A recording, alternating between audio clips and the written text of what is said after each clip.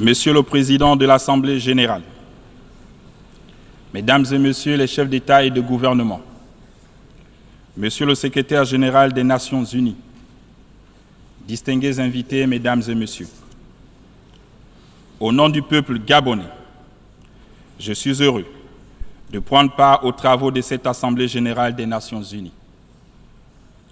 Monsieur le Président Philemon Yang, en prenant la parole pour la première fois devant cette auguste Assemblée, je voudrais d'abord vous adresser mes chaleureuses félicitations pour votre brillante élection à la présidence de cette 79e session de l'Assemblée générale des Nations unies, ainsi que mes vœux les plus ardents. J'exprime ces compliments autant à un diplomate chevronné que vous êtes qu'aux représentants d'un pays frère, le Cameroun, lié au Gabon par la géographie, l'histoire et la culture. Soyez donc assurés du plein soutien de mon pays tout au long de votre mandat. Je voudrais enfin rendre un hommage mérité à M. Antonio Guterres, secrétaire général de notre organisation, pour son inlassable dévouement et son engagement au service des idéaux des Nations unies.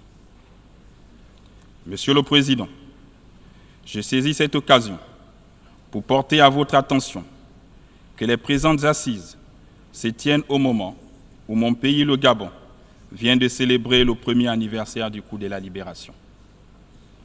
En effet, la marche vers la construction d'un Gabon nouveau, jusqu'à ce jour, a su tenir ses promesses énoncées à cette tribune lors de la dernière Assemblée générale, à savoir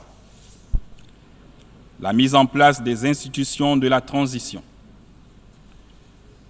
la libération des prisonniers d'opinion, l'inclusivité permanente, la tenue du dialogue national inclusif, la rédaction d'une nouvelle constitution.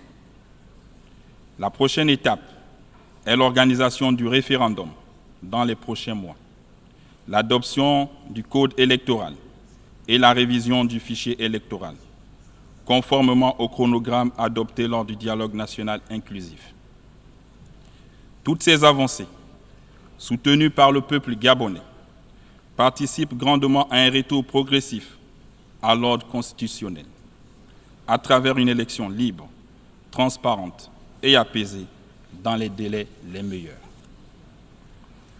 Outre les points sus évoqués, des réformes significatives ont été engagées dans les secteurs qui touchent directement au développement humain. Les routes, les centres de santé, les écoles, le retour des bourses scolaires, l'ouverture des concours aux grandes écoles, le dégel des recrutements et le paiement des arriérés des pensions, tout ceci en respectant nos engagements à l'international. C'est pour moi l'occasion de remercier l'ensemble des partenaires, les pays amis et les bailleurs de fonds, nationaux et internationaux, qui nous accompagnent dans ce processus de la transition, en dépit des difficultés qui le caractérisent. Mesdames et Messieurs, la présente Assemblée générale, dont la thématique est l'unité dans la diversité pour l'avancement de la paix et du développement durable et de la dignité humaine, partout et pour tous, s'inscrit dans le cadre de la construction d'une communauté planétaire et se trouve être en harmonie avec les principes énoncés dans le préambule de la Déclaration universelle des droits de l'homme de 1948. Le Gabon, fidèle à sa tradition de paix, adhère sans réserve à ce projet qui vise un monde interactif, plus juste et inclusif. Au lendemain du coup de la libération du 30 août 2023, qui s'est réalisé sans effusion de sang, nous avons prôné pour la préservation de la paix et de l'unité nationale, en faisant appel à toutes les forces vives de la nation, quelles que soient leurs origines, leurs croyances ou leur statut social, dans les efforts visant à construire un Gabon plus équitable et plus prospère. Mesdames et Messieurs, le respect de la vie, de l'intégrité territoriale, de la souveraineté des États, à choisir librement leurs partenaires et le rejet de la violence favorise la consolidation de la paix. En matière de développement durable, mon pays maintient une position ferme et cohérente en faveur de la protection de l'environnement. Je rappelle que depuis plusieurs années, le Gabon a dédié 13 parcs nationaux au service de l'humanité, contribuant ainsi à l'absorption de plus de 100 millions de tonnes nettes de CO2 par an et à la préservation des espèces menacées. Néanmoins, il ne saurait être question de faire passer les attentes de nos populations, encore tournées vers la satisfaction des besoins élémentaires, au second plan. C'est pourquoi cette tribune est l'occasion de rappeler, une fois de plus, aux nations industrialisées la nécessité de véritablement respecter leurs engagements, en soutenant les pays qui abritent le plus grand réservoir de carbone au monde. Monsieur le Président, sur la question sécuritaire, comme beaucoup d'entre nous, je crois qu'il est urgent d'apporter des réponses appropriées aux innombrables situations de conflit qui perdurent dans le monde, singulièrement en Afrique. Je tiens à saluer, une fois de plus, l'adoption par le Conseil de sécurité, le 21 décembre 2023, de la résolution 2719 sur le financement des opérations de soutien à la paix, dirigée par l'Union africaine. Conforme au nouvel agenda pour la paix du secrétaire général des Nations Unies, cette résolution, conjointement présentée par le Gabon, le Ghana et le Mozambique, est aujourd'hui un élément crucial de l'architecture de la paix et de la sécurité internationale. Sa mise en œuvre est un impératif catégorique. C'est le lieu pour moi d'appuyer les efforts du secrétaire général des Nations Unies visant à prévenir une solution politique réaliste, pragmatique et durable sur le Sahara marocain. Je voudrais également me réjouir de l'annonce officielle par les États-Unis d'Amérique de leur soutien à l'admission de 2 États africains comme membres permanents du Conseil de sécurité. Cependant, l'Afrique attend une adhésion plus large des autres membres permanents du Conseil de sécurité à cette initiative. En même temps, l'accès au droit de veto des membres africains. Ceci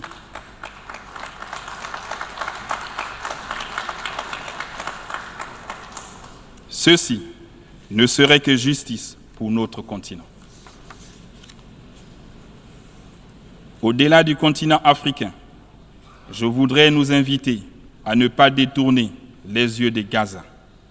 Il est plus que jamais temps que s'installe la paix définitive en vue de la coexistence harmonieuse des 2 États, palestiniens et israéliens. De même, je voudrais réitérer la position du Gabon en faveur de la levée de l'embargo économique, commercial, financier imposé à Cuba en raison de son impact négatif sur le bien-être des populations. Monsieur le Président, Mesdames et Messieurs, comme le disait le président Félix Houphouët-Boigny, la paix n'est pas un simple mot, mais un comportement, un véritable état d'esprit.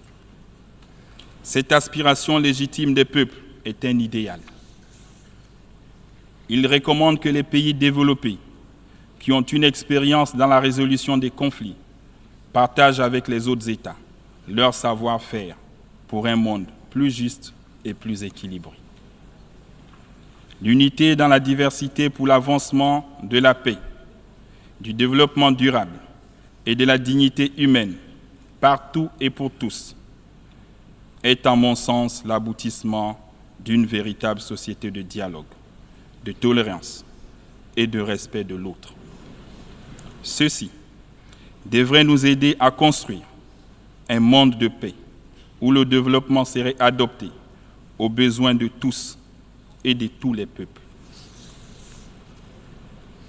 Monsieur le Président, concernant la question économique et financière, le rapport 2024 des Nations Unies sur le développement durable souligne encore une fois l'urgence de mobiliser des financements massifs afin de combler le déficit de financement de l'économie mondiale, estimé à plusieurs milliards de dollars par an. C'est une réalité. Le système financier international actuel ne permet pas de diriger les investissements vers le développement et donc d'assurer la dignité de nos populations, à laquelle nous appelle notre thème de cette année. Je partage ainsi la ferme volonté de plusieurs de mes pairs de parvenir à une réforme des institutions financières mondiales qui est cruciale pour dégager des investissements en faveur des pays de développement. Monsieur le secrétaire général des Nations Unies, Mesdames et Messieurs, les chefs d'État et de gouvernement, Excellences, Mesdames et Messieurs, mon pays, le Gabon, résolument engagé dans sa marche vers la félicité, entend pleinement jouer son rôle pour l'avènement effectif d'une communauté humaine plus concertée et vivement souhaitée par tous. Ensemble, mutualisons nos efforts pour l'espoir d'un meilleur destin en agissant autrement pour la préservation de la race humaine. Je vous remercie.